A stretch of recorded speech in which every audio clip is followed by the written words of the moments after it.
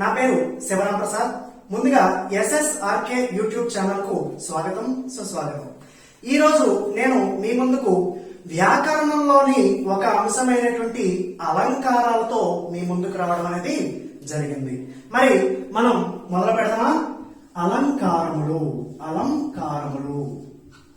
మరి ఈ అలంకారములు గురించి మనం కనుక ఒకసారి చూసినట్లయితే కావ్య శోభకరాన్ ధర్మాన్ అలంకారాన్ ప్రచక్షతే. కావ్య శోభకరాన్ అలంకారాన్ ధర్మాన్ ప్రచక్షతే అంటే దీని యొక్క అర్థం ఏమిటి అంటే కనుక కావ్యాలకు శోభను చేకూర్చే వాటిని ఏమంటాము అంటే అలంకారములు అని చెప్పడం అనేది జరుగుతుంది.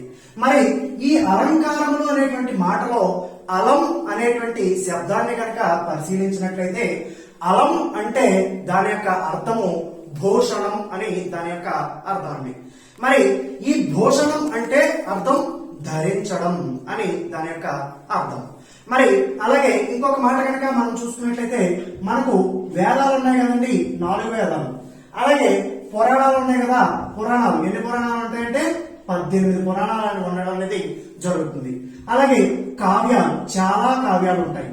మరి ఈ వేదాలను ఏమంటాము అంటే ప్రభు సంహితాలు అని చెప్పడం అనేది జరుగుతుంది.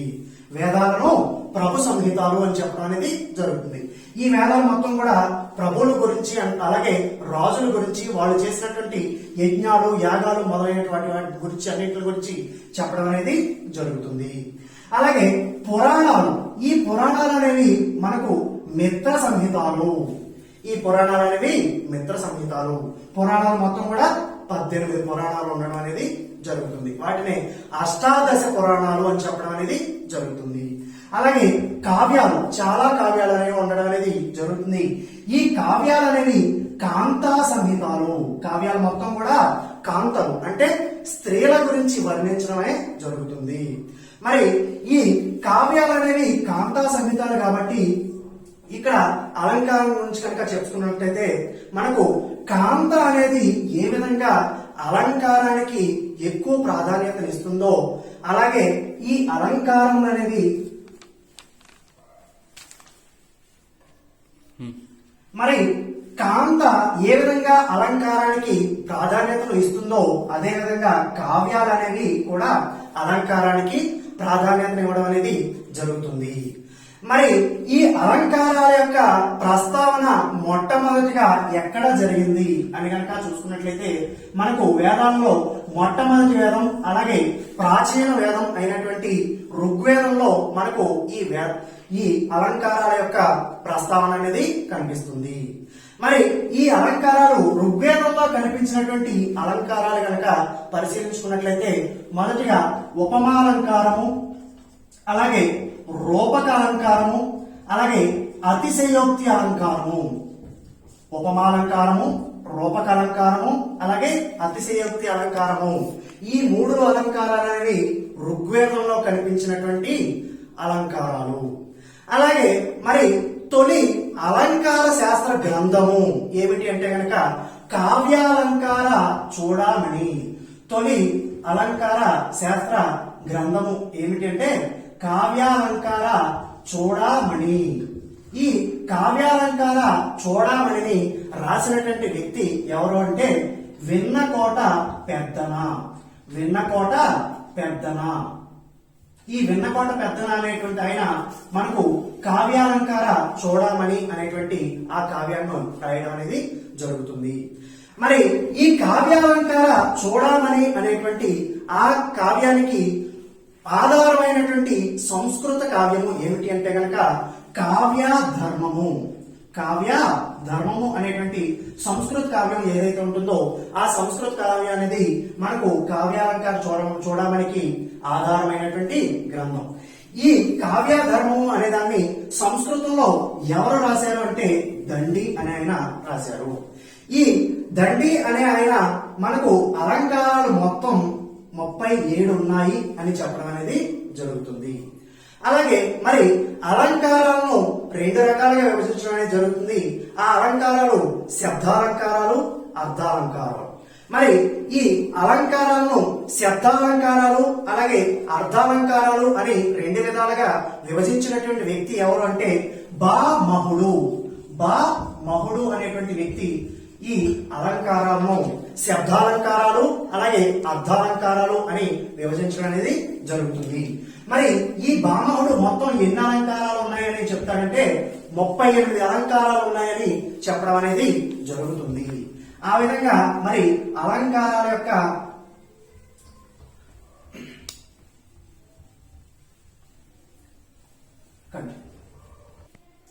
మరి ఈ అలంకారాలను కనుక పరిశీలించినట్లయితే అలంకారములు ఎన్ని రకాలంటే 2 రకములు.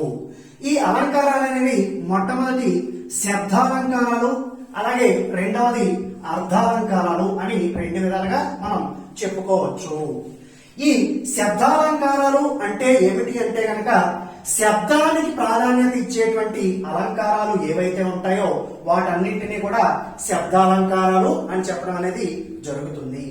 మరి అర్ధాలంకారాలు అంటే ఏమిటి అంటే గనక అర్థానికి ప్రాధాన్యత ఇచ్చేటువంటి అలంకారములు ఏవైతే ఉంటాయో అవన్నింటినీ కూడా అర్ధాలంకారాలు అని చెప్పడం అనేది జరుగుతుంది.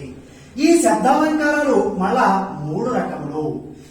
ఇవి కనుక చూసుకున్నట్లయితే మొదటిగా అనుప్రాస అలంకారములు, అలాగే యమకము, అలాగే ముక్త పదగ్రస్తము.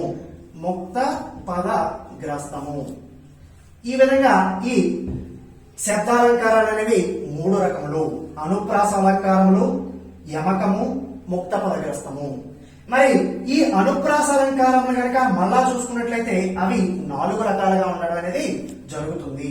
అవి కనుక ఒక్కసారి పరిశీలించినట్లయితే మొదటిది వృత్యనుప్రాస, రెండవది చేకానుప్రాస, అలాగే మూడవది కనుక చూసుకున్నట్లయితే లాటానుప్రాస, నాలుగవది కనుక చూసుకున్నట్లయితే అంత్యానుప్రాస. ఈ విధంగా మరి ఈ అలంకారాన్ని కనుక చూసుకున్నట్లయితే అలంకారములు 2 రకములు, శబ్దాలంకారాలు, అర్ధాలంకారాలు. శబ్దానికి ప్రాధాన్యత ఇస్తే శబ్దాలంకారములు, అర్థానికి ప్రాధాన్యత ఇస్తే అర్ధాలంకారములు. ఈ శబ్దాలంకారాలు మరలా 3 రకములు. అనుప్రాస అలంకారాలు, యమకము, ముక్త పదగ్రస్తము. ఈ అనుప్రాస అలంకారాలు మళ్ళా 4 రకాలు. వృత్యానుప్రాస, చేకానుప్రాస, లాటానుప్రాస, అంత్యానుప్రాస. ఈ విధంగా ఈ శబ్దాలంకారాలు అలాగే అర్ధాలంకారాల గురించి చెప్పుకోవడం అనేది జరిగింది. మరి ఈ శబ్దాలంకారాలను కనుక పరిశీలించినట్లయితే శబ్దాలంకారాల్లో మొదటిది అనుప్రాస అలంకారము. ఇందులో మొదటిది వృత్యనుప్రాస అలంకారము. ఈ వృత్యనుప్రాస, ప్రాస అంటే మనకు రైమింగ్ వర్డ్ అన్నమాట. దీనిలో భాగంగా ఒకటి గాని అంతకన్నా ఎక్కువ గాని హల్లులు పలుమార్లు వచ్చినట్లు చెబితే అది వృత్యనుప్రాస అలంకారంగా చెప్పుకోవచ్చు. ఒకటి గాని అంతకన్నా ఎక్కువ గాని హల్లుల గురించి మాత్రం చెప్తుంది. ఇక్కడ పలుమార్లు వచ్చినట్లు చెప్తే దానిని వృత్యనుప్రాస అలంకారము అని చెప్పడం అనేది జరుగుతుంది. మరి దీనికి ఉదాహరణ కనుక చూసుకున్నట్లయితే మొదటిగా లచ్చి పుచ్చకాయ తెచ్చి ఇచ్చింది. లచ్చి పుచ్చకాయ తెచ్చి ఇచ్చింది. దీనిని కనుక పరిశీలించినట్లయితే మనకి ఇక్కడ చి అనేటువంటి ఒక హల్లు అనేది ఇక్కడ ఉంది. అలాగే చ, అలా చా గుణితంలో ఏ అక్షరం ఉన్నా కానీ పలుమార్లు వచ్చినట్లు చెబితే ఇక్కడ ఇంకొక చోట ఉంది, మరొక చోట ఉంది. అలా ఒకటి గాని అంతకన్నా ఎక్కువ గాని హల్లులు అనేవి పలుమార్లు వచ్చినట్లు చెబితే దానిని వృత్యనుప్రాస అలంకారము అని చెప్పడం అనేది జరుగుతుంది. అలాగే రెండవ ఉదాహరణ కనుక పరిశీలించినట్లయితే చిటపట చినుకులు టపటపమని పడుతున్న వేళ. చిటపట చినుకులు టపటపమని పడుతున్న వేళ. ఇందులో కనుక పరిశీలించినట్లయితే టా అనే అక్షరం పలుమార్లు రావడం అనేది జరుగుతుంది. అలా ఈ ఒకటి గాని అంతకన్నా ఎక్కువ గాని హల్లులు పలుమార్లు వచ్చినట్లు చెబితే దానిని వృత్యనుప్రాస అలంకారము అంటాము. అలాగే మూడవ ఉదాహరణ కనుక చూసినట్లయితే లక్ష భక్ష్యములు భక్షించే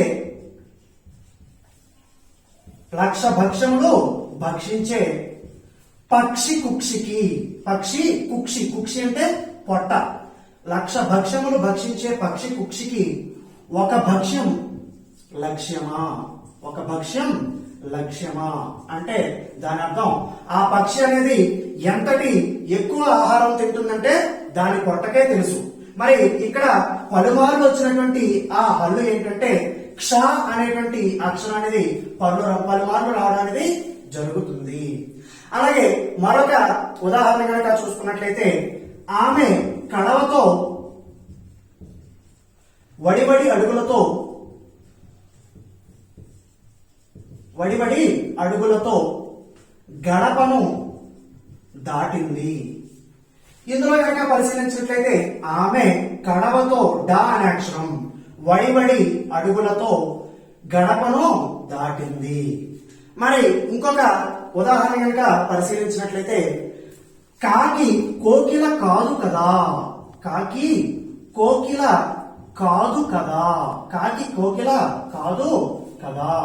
ఇక్కడ కనుక పరిశీలించినట్లయితే కా అనే అక్షరం పలుమార్లు రావడం అనేది జరుగుతుంది. మరి ఈ విధంగా ఒకటి గాని అంతకన్నా ఎక్కువ గాని హల్లులు పలుమార్లు వచ్చినట్లు చెబితే దానిని వృత్యనుప్రాస అలంకారము అని చెప్పుకోవడం అనేది జరుగుతుంది. మరి ఆ తర్వాత ఉదాహరణ కనుక పరిశీలించినట్లయితే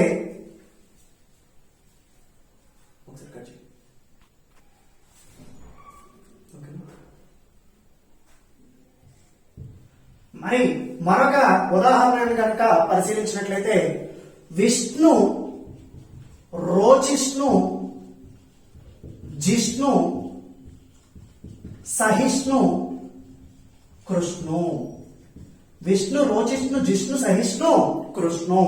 ఇందులో పలుమార్లు వచ్చినటువంటి హల్లు స్ను అనేటువంటి ఆ హల్లు అనేది పలుమార్లు రావడం అనేది జరుగుతుంది. అలాగే మరొక ఉదాహరణ కనుక పరిశీలించినట్లయితే కాకీక కాక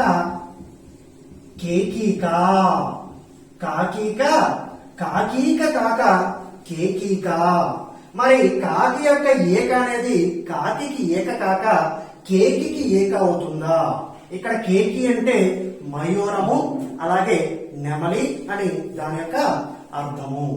అలాగే ఇంకొక ఉదాహరణ కనుక పరిశీలించినట్లయితే నా నూనె నీ నూనెని నేనన్నానా, నీ నూనె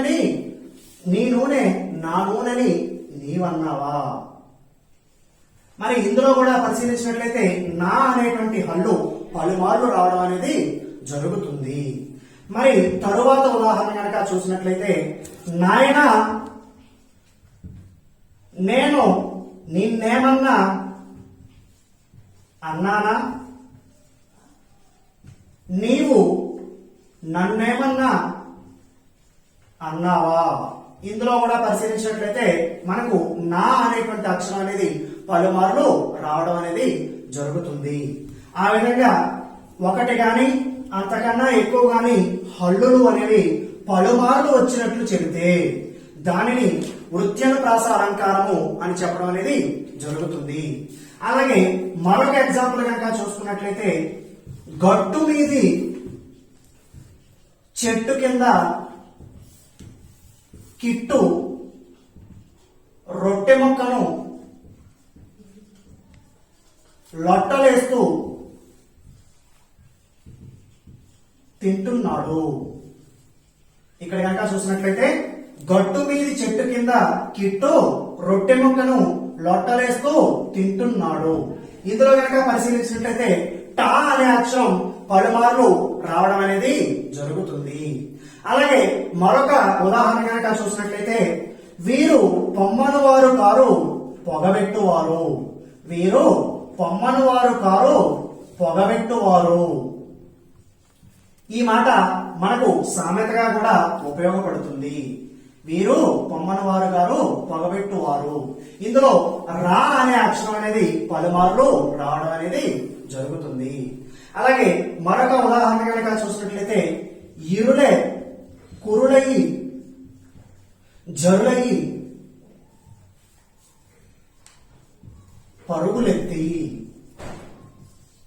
మనకు ఇరులు అంటే చీకట్లు. ఆ చీకట్లు అనేవి కురులై అలాగే జరులై ప్రవాహంలాగా పరుగులెత్తడం అనేది జరుగుతుంది.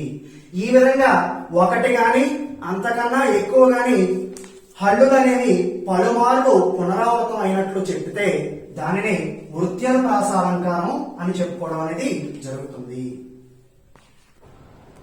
మరి ఇప్పటి వరకు వృత్యనుప్రాస అలంకారం గురించి చూసుకున్నాము. ఆ తర్వాత అనుప్రాస అలంకారంలో రెండవదైనటువంటి చేకానుప్రాస. ఇక్కడ చేకము అంటే జంట అలాగే లేదా పండితులు అని కూడా అర్థము. మరి అర్ధభేదంతో కూడిన హల్లుల జంట అవ్యవధానంగా అంటే పక్క పక్కనే గ్యాప్ లేకుండా అని దాని అర్థం. అర్ధభేదంతో కూడినటువంటి హల్లుల జంట వెంటనే వచ్చినట్లు చెబితే లేదా అవ్యవధానంగా వచ్చినట్లు చెబితే దానిని చేకానుప్రాస అలంకారం అని చెప్పడం అనేది జరుగుతుంది. మరి ఈ జంటలలో అచ్చులు వేరే అయినా పర్వాలేదు, కానీ హల్లులు మాత్రం సమానంగా ఉండాలి. మరి మొదటి ఉదాహరణ కనుక పరిశీలించినట్లయితే నీకు 100 వందనాలు, నీకు 100 వందనాలు. ఇక్కడ పరిశీలించినట్లయితే ఇక్కడ 100 అనేటువంటి మాట ఉంటుంది, ఇక్కడ కూడా 100 అనేటువంటి మాట ఉంటుంది. ఈ 100 అంటే 100 సంఖ్య అని దాని యొక్క అర్థం. అలాగే ఈ వందనాలలో 100 అంటే వందనంలో ఉన్నటువంటి 100 అని. ఇక్కడ ఈ హల్లుల జంట అనేది వెంటనే అవ్యవధానంగా వస్తుంది. కానీ దీని యొక్క అర్థం ఈ 100 యొక్క అర్థం వేరు, ఈ 100 యొక్క అర్థము వేరు. అలా అర్ధభేదంతో కూడినటువంటి హల్లుల జంట అనేది అవ్యవధానంగా వచ్చినట్లు చెప్తే దానిని చేకానుప్రాస అలంకారము అని చెప్పడం అనేది జరుగుతుంది. మరొక ఎగ్జాంపుల్ కనుక చూసినట్లయితే అరటి తొక్క రాదు. మరి ఇక్కడ ఈ తొక్క అంటే ఆ అరటి పండుకున్నటువంటి తొక్క అని. అలాగే ఈ తొక్క అంటే తొక్కడం అనేటువంటి అర్థము. అలాగే తర్వాత ఎగ్జాంపుల్ కనుక చూసినట్లయితే వందనంగా ఉంటుంది.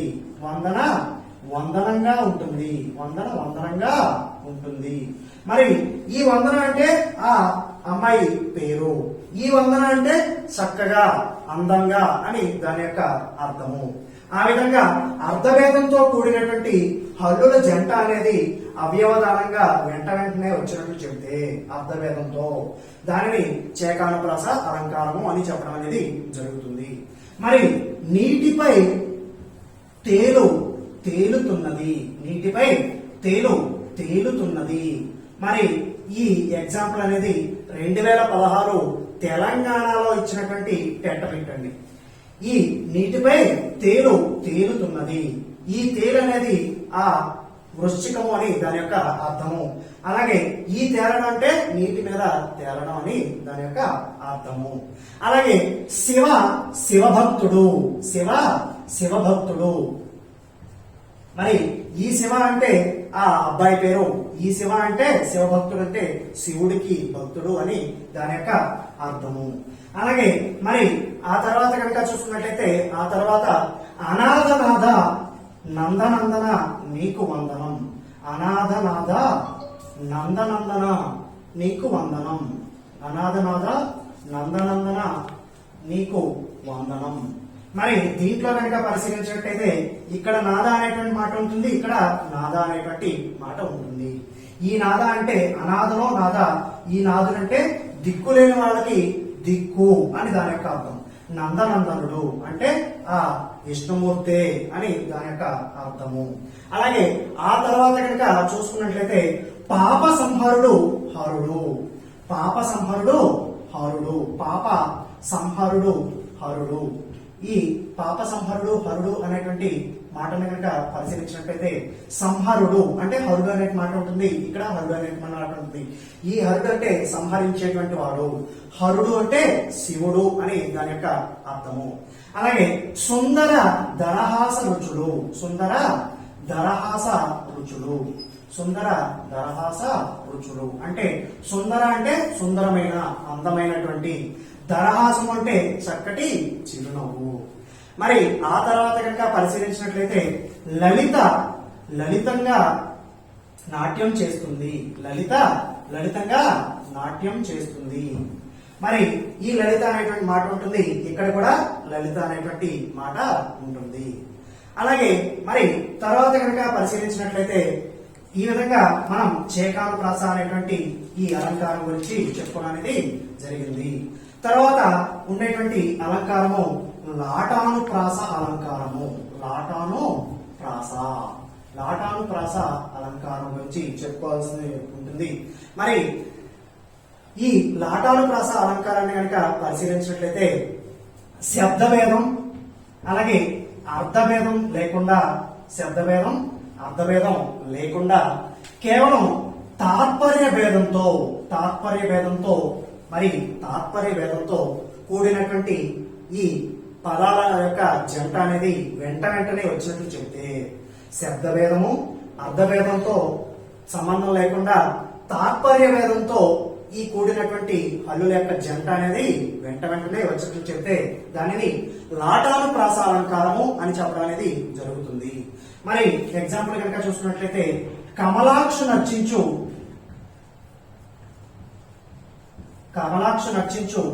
కరములు కరములు.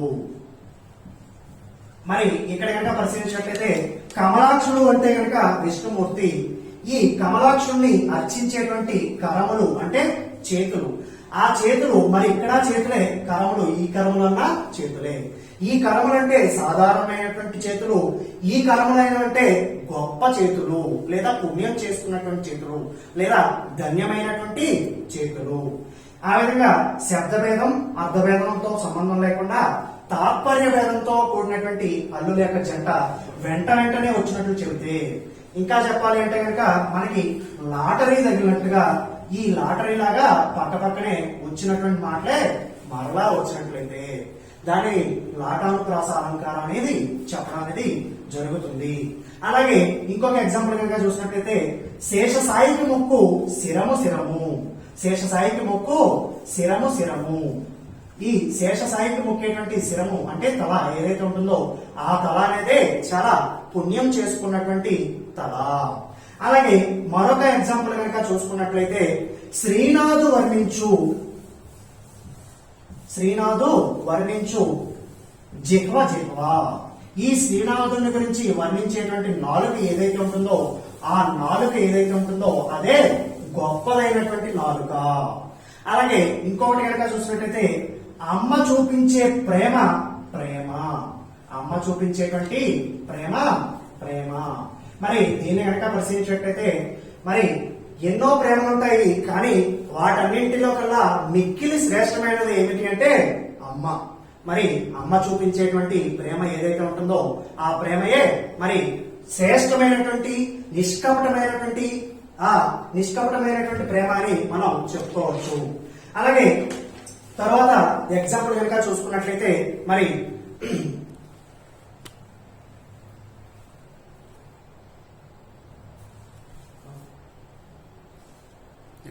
మరి తరువాతి ఉదాహరణ కనుక చూసినట్లయితే తిరునాథు తిలకించు కన్నులు కన్నులు, తిరునాథు తిలకించు కన్నులు కన్నులు.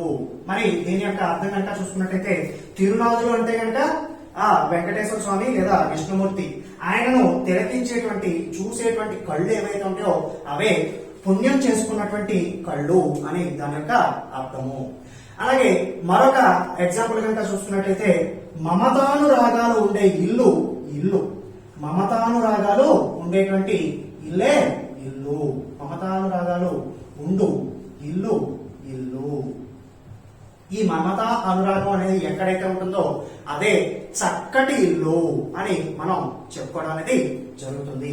ఈ విధంగా శబ్దభేదము అర్థభేదంతో సంబంధం లేకుండా తాత్పర్య భేదంతో కూడినటువంటి హల్లుల జంట అనేది వెంట వెంటే వచ్చినట్లు చెప్పినట్లయితే దానిని లాటానుప్రాస అలంకారము అని చెప్పడం అనేది జరుగుతుంది. మరి ఆ తర్వాత ఉన్నటువంటి అలంకారము అంత్యానుప్రాస. తర్వాత ఉన్నటువంటి అలంకారము అంత్యానుప్రాస. మరి ఈ అంత్యానుప్రాస మనకు ప్రాస అనేది అంత్యములో ఉంటే, అంటే చివరిలో ఉంటే కనుక దానిని అంత్యానుప్రాస అలంకారం అని చెప్పడం అనేది జరుగుతుంది. మరి దీని కనుక చూసినట్టయితే పదము లేదా పాదము అనేది పదము లేదా పాదము చివర ఉన్నటువంటి అక్షరములు అంత్యానుప్రాస అలంకారము. దీన్ని కనుక పరిశీలించినట్లయితే ప్రాస అనేది చివరిలో ఉంటుంది. పదము లేదా పాదము చివర ఉన్నటువంటి అక్షరం ఏదైతే ఉంటుందో లేదా పదము ఏదైతే ఉంటుందో అదే మరలా చివరనే పునరావృతం అయితే కనుక దానిని అంత్యానుప్రాస అలంకారము అని చెప్పడం అనేది జరుగుతుంది. దీనికి ఉదాహరణ కనుక చూసుకున్నట్లయితే అశోకవనమున సీత విలపించెను శోకము చేత. అశోకవనమున సీత విలపించెను శోకము చేత. ఇక్కడ కనుక పరిశీలించినట్లయితే ఈ అశోకవనంలో ఉన్నటువంటి సీత విలపిస్తుంది. ఏ విధంగా అంటే శోకం చేత. ఇక్కడ సీత అనేటువంటి మాట, చేత అనేటువంటి మాట, సీత చేత ఈ విధంగా ప్రాస కుదిరినటువంటి అక్షరాలు ఏవైతే ఉంటాయో లేదా పదములు ఏవైతే ఉంటాయో అవి అంత్యముగా వస్తే దానినే అంత్యానుప్రాస అలంకారము అని చెప్పడం అనేది జరుగుతుంది. మరి మరొక ఉదాహరణ కనుక చూసినట్లయితే వేద శాఖలు వెలిసినిచ్చట ఆది కావ్యం బలరనిచ్చట. వేద శాఖలు వెలసనిచ్చట ఆది కావ్యం బలరనిచ్చట.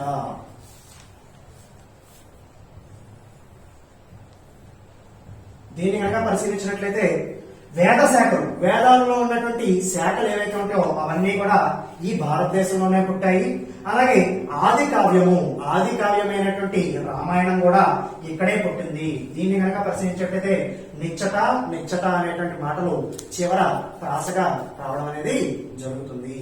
అలాగే మరొక ఉదాహరణ కనుక పరిశీలించినట్లయితే భాగవతమున భక్తి, భారతమున యుక్తి, రామకథే రక్తి. భక్తి, యుక్తి, రక్తి అనేటువంటి మాటలు అవన్నీ కూడా ప్రాస కలవడం అనేది జరుగుతుంది. అలాగే మనకు చిన్నప్పుడు నేర్పేటువంటి ఆ ఇంగ్లీష్ లో గాని అలాగే తెలుగులో ఉన్నటువంటి ఆ గేయాలు ఏవైతే ఉంటాయో ఆ గేయాలు మొత్తం కూడా ఈ అంత్యానుప్రాసలోనే రాయడం అనేది జరుగుతుంది. మరి చిన్నప్పుడు పాడుకునేటువంటి ఒక చిన్న గేయం కనుక చూసుకున్నట్టయితే సరదా గేయం. నా పేరు సూరి, తిన్నాను పూరి, ఎక్కాను లారీ, పడ్డాను జారి. సూరి, పూరి, లారీ, జారి అనేటువంటి మాటలు ఏవైతే ఉంటాయో అవన్నీ కూడా ఏమవుతాయంటే కనుక మనకు ఈ అంత్యానుప్రాస అలంకారం అనేది రావడం అనేది జరుగుతుంది. మరి చివరి ఎగ్జాంపుల్ కనుక చూసినట్టయితే అమ్మ చెప్పింది చక్కటి మాట. అమ్మ చెప్పింది చక్కటి మాట. నాన్న నేర్పాడు చక్కటి బాట. మాట, బాట. ఈ విధంగా మనకు అంత్యములో గనక ఒక పదం గాని లేదా ఒక అక్షరం గాని ప్రాస కలిసేటట్టు వస్తే దానిని అంత్యానుప్రాస అలంకారము అని చెప్పడం అనేది జరుగుతుంది. మరి ఇప్పటి వరకు అనుప్రాస అలంకారాల గురించి చూసుకున్నాము. ఆ తర్వాత యమకము. మరి దీన్ని కనుక పరిశీలించినట్లయితే అర్థభేదంతో కూడినటువంటి స్వర వ్యంజన సముదాయం అనేది వ్యవధానంగా రావడము. అర్థభేదంతో కూడిన స్వర వ్యంజన సముదాయం అనేది వ్యవధానంగా వచ్చినట్లు చెబితే దానిని యమకాలంకారము అని చెప్పడం అనేది జరుగుతుంది. మరి చేకానుప్రాసకు యమకానికి తేడా ఏమిటి అంటే గనక ఆ చేకానుప్రాస అనేది అర్ధభేదం ఉంటుంది, యమకంలో కూడా అర్ధభేదం ఉంటుంది. చేకానుప్రాసలో అవ్యవధానంగా వస్తాం అనేది జరుగుతుంది, యమకంలో వ్యవధానంగా రావడం అనేది జరుగుతుంది. ఆ విధంగా మనం గుర్తుపెట్టుకోవచ్చు. దీన్ని కనుక ఎగ్జాంపుల్ చూస్తున్నట్లయితే లేమ ధనుజుల గెలవగలేమా, లేమ ధనుజుల గెలవగలేమా, లేమ ధనుజుల గెలవగలేమా. ఓ మిత్రుడా, మనము ధనుజుల్ని అంటే శత్రువుల్ని గెలవలేమా అని దాని యొక్క అర్థము. ఇక్కడ లేమ అనేటువంటి మాట ఉంది, ఇక్కడ లేమ అనేటువంటి మాట ఉంది. ఈ రెండు కూడా వ్యవధానంతో కాస్త గ్యాప్ ఇచ్చి వచ్చాయి.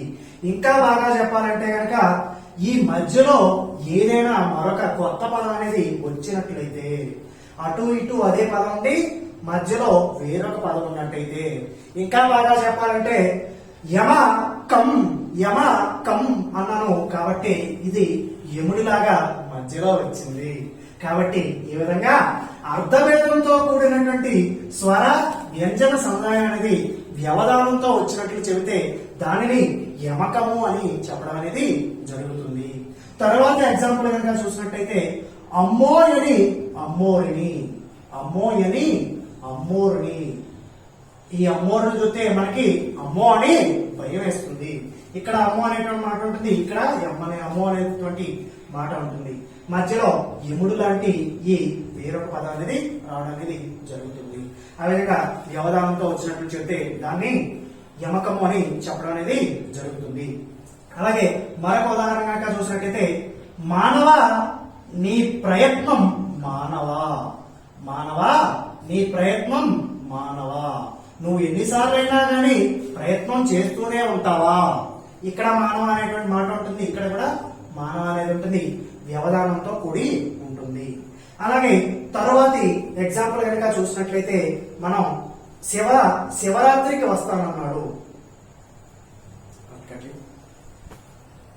మరి తరువాతి ఎగ్జాంపుల్ కనుక చూసినట్టయితే శివరాత్రికి శివ వస్తానన్నాడు. మరి ఇక్కడ కనుక చూసినట్టయితే ఇక్కడ శివ అనేటువంటి మాట ఉంటుంది, ఇక్కడ కూడా శివ అనేటువంటి మాట ఉండడం జరుగుతుంది. మధ్యలో ఈ యముడు అనేవాడు వచ్చాడు. అలాగే తరువాతి ఎగ్జాంపుల్ కనుక చూసినట్టయితే ఆ తోరణం శత్రువులతో రణానికి కారణమైంది. ఆ తోరణం అనేది శత్రువులతో రణానికి కారణమైంది, శత్రువులతో రణానికి కారణమైంది. సో ఇక్కడ కనుక చూసినట్టయితే ఇక్కడ తోరణం అనేటువంటి మాట ఉంటుంది, ఇక్కడ కూడా తోరణం అనేటువంటి మాట ఉంటుంది. అలాగే ఇంకొకటి కనుక చూసినట్టయితే పారజూచిన పరసేన పారజూచి, పారజూసినటువంటి పరసేన పారజూచి. మనం చాలా నిశితంగా పారజూసినట్లయితే ఆ పరసేన శత్రువుల యొక్క సైన్యం అనేది ఏదైతే ఉంటుందో అది పారిపోతూ ఉంటుంది. ఈ విధంగా మరి యమకము అనేటువంటి అలంకారాన్ని చెప్పుకోవడం అనేది జరిగింది. అర్ధభేదంతో కూడినటువంటి స్వర వ్యంజన సముదాయం అనేది వ్యవధానంగా వచ్చినట్లు చెబితే దానిని యమకాలంకారము అని చెప్పడం అనేది జరుగుతుంది. మరి ఆ తర్వాత కనుక మనం ఆ తర్వాత ఉన్నటువంటి అలంకారాన్ని పరిశీలించినట్లయితే ముక్త పదగ్రస్తము, ముక్త పదగ్రస్తము. మనకు ఇందులోనే మీనింగ్ ఉంటుంది. ముక్త అంటే విడిచిపెట్టినటువంటి పదము, ఓకేనా. అలాగే పద అంటే పదాన్ని, అలాగే గ్రస్తము అంటే గ్రహించడము అని దాని యొక్క అర్థము. మరి ముక్త పదగ్రస్తము అంటే విడిచిపెట్టినటువంటి పదాన్ని తిరిగి తీసుకోవడము. ఒక పద్యంలో ఉన్నటువంటి చివరన వదిలేసినటువంటి ఆ పదాన్ని మరలా రెండవ పాదంలో తీసుకుని చెప్పినట్లయితే దానిని ముక్త పదగ్రస్తము అని చెప్పడం అనేది జరుగుతుంది. మరి ఈ ముక్త పదగ్రస్తం అనేదే యమకంలో మరొక భేదము. మరి దీనికి ఎగ్జాంపుల్ కనుక చూసినట్లయితే మనకు సుదతి నూతన మదన మదనాగతరంగా పూర్ణ మణిమయ సదన ముక్త పద గ్రస్తము. పద్యపాదంలో చివరిలో వచ్చినటువంటి పదాన్ని మరి రెండవ పాదంలో మొదటిగా తీసుకున్నట్లయితే దానిని ముక్త పదగ్రస్తము అని చెప్పడం అనేది జరుగుతుంది. ఉదాహరణకు సుదతి నూతన మదనాగతరంగా పూర్ణ మణిమయ సదన, సదనా మద గజరదన రథనాగేంద్ర నిభికీర్తి నారసింహ. ఇందులో కనుక పరిశీలించినట్లయితే మొదటి పదంలో ఉన్నటువంటి చివరి పదం దీన్ని మదన. ఈ చివర వదిలిపెట్టినటువంటి పదాన్ని రెండవ పదంలో మళ్ళా తీసుకున్నాము, తిరిగి గ్రహించాము. అలాగే ఈ చివర కనుక చూసుకున్నట్టయితే సదన. ఈ సదన అనేటువంటి పదాన్ని మూడవ పాదంలో తిరిగి తీసుకున్నాము. అలాగే ఇందులో రదన. ఈ రదన అనేటువంటి పదాన్ని మళ్ళా ఈ చివరి పాదంలో తీసుకోవడం అనేది జరిగింది. ఆ విధంగా పద్య పాదంలో చివరిలో వదిలిపెట్టినటువంటి పదాన్ని తర్వాతి పాదంలో తిరిగి తీసుకున్నట్లయితే దానిని ముక్త పదగ్రస్తము అని చెప్పడం అనేది జరుగుతుంది. మనకు ఇంకొక ఉదాహరణ కనుక చూసినట్లయితే గోదావరి గట్టు, గట్టు మీద చెట్టు, చెట్టు మీద పెట్ట, పెట్ట వేసింది రెట్ట. మరి దీనిలో కనుక చూసినట్టయితే గట్టు అనేటువంటి మాటని చివరిలో తీసుకోవడం అనేది మళ్ళా తీసుకోవడం అనేది జరుగుతుంది. అలాగే చెట్టును మళ్ళా తీసుకోవడం జరుగుతుంది, ఆ తర్వాత పెట్టను తీసుకోవడం అనేది జరుగుతుంది. అదేవిధంగా మన చిన్నప్పుడు చిన్నపిల్లలు పాడుకునేటువంటి చక్కటి ఒక గేయం కనుక పరిశీలించినట్టయితే రింగు రింగు పిల్ల రూపాయి దండ. మరి ఈ చివరిలో దండ అనేటువంటి మాట వస్తుంది. ఆ దండ కాదురా తామర మొగ్గ, మొగ్గ కాదురా మోదుగ నేల. ఆ గేయాన్ని కనుక పరిశీలించినట్లయితే చక్కగా అందులో మొదటి పాదంలో వచ్చినటువంటి ఆ చివరి పదాన్ని రెండో పాదంలో మొదటిగా తీసుకోవడం అనేది జరుగుతుంది. ఈ విధంగా మనం శబ్దాలంకారాలను పూర్తి చేసుకోవడం అనేది జరిగింది. మరి అదే విధంగా మేము చెప్పేటువంటి పాఠాలను మీ మొబైల్ కు నోటిఫికేషన్ గా రావాలి అంటే కనుక లైక్ చేయండి, షేర్ చేయండి, అలాగే సబ్స్క్రైబ్ చేయండి. పక్కనే ఉన్నటువంటి గంట సింబల్ ను నొక్కండి. అప్పుడే మీకు మా నోటిఫికేషన్స్ వస్తాయి. Thank you.